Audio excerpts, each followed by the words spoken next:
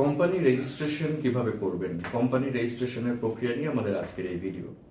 আপনি একটি company registration করতে চাচ্ছেন। এখন প্রথমে আপনাকে যেটি করতে হবে, আপনার কোম্পানির নাম সিলেক্ট করতে হবে। আপনি কোন নামে আপনার কোম্পানিটির ব্যবসা নিবন্ধন করবেন তা আপনাকে প্রথমেই সিলেক্ট করতে হবে। এক্ষেত্রে আপনাকে আরজিএসসি থেকে আপনার কোম্পানির নামের একটি ছাড়পত্র নিতে হবে। এখন এই ছাড়পত্র আপনি আরজিএসসি তে প্রথমে অনলাইনে সার্চ করে দেখতে পারেন যে এই নামে অন্য কোনো কোম্পানি এর আগে আছে কিনা। যদি না থাকে তাহলে আপনি আপনার নামের কোম্পানির ছাড়পত্র চেয়ে আরজিএসসি রেজিস্ট্রার বরাবর একটি আবেদন করতে পারবেন এবং এটার একটি নির্ধারিত ফি আছে, যেটি হচ্ছে 600 টাকা।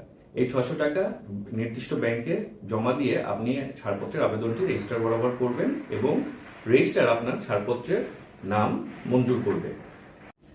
এরপরে আপনার এই নামের ছাড়পত্রটি যেটি আপনি পেলেন আরজিএসসি থেকে, সেটির একটি নির্দিষ্ট মেয়াদ আছে, যেটি আপনাকে অবশ্যই মনে রাখতে হবে। সেটি হচ্ছে 180 দিন।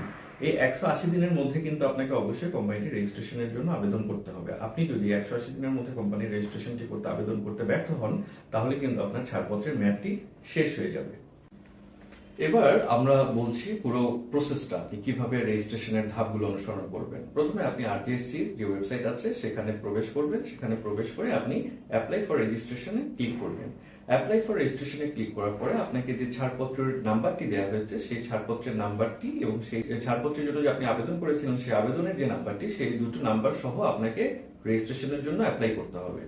এখন আপনাকে যেটি করতে হবে সেটি হচ্ছে আপনার কোম্পানির ধরনটা চিহ্নিত করতে হবে। আপনার কোম্পানিটি কি প্রাইভেট লিমিটেড কোম্পানি করতে চাচ্ছেন না পাবলিক কোম্পানি করতে চাচ্ছেন, আপনি ধরনটি চিহ্নিত করবেন। ধরনটি চিহ্নিত করার পরে আপনি কোম্পানির মেমোরেন্ডাম অফ অ্যাসোসিয়েশন এবং আর্টিকেল অফ অ্যাসোসিয়েশন এর নির্দিষ্ট ফরম্যাট আছে, সেই ফরম্যাট অনুসরণ করে সেগুলো পূরণ করবেন। সেগুলো পূরণ করে তারপর আরটিসি তে অনলাইনে সাবমিট করবেন।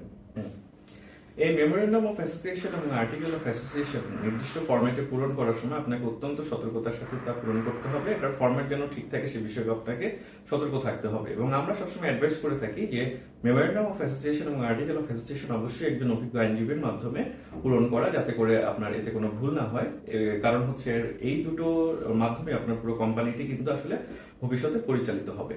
এখন এই মেমোরেন্ডাম অফ অ্যাসোসিয়েশন এবং আর্টিকেল অফ অ্যাসোসিয়েশন আপনি নির্দিষ্ট ফরম্যাটে পূরণ করার পরে আপনাকে সাবমিট বাটনে ক্লিক করলে আপনাকে তারা বলে দিবে যে আপনি কিভাবে সাবমিট করবেন। তবে এক্ষেত্রে আপনাকে আরো নতুন নতুন কিছু ফর্ম ফিল আপ করতে হবে, যেগুলো নির্দেশনা আপনাকে দিয়ে দিবে ওয়েবসাইটে।